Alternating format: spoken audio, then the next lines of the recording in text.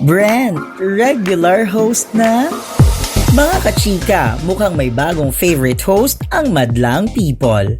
Si Brent Manalo ang pinag-uusapan ngayon matapos mapansin ng fans ang solid niyang chemistry kasama ang buong It's Showtime family.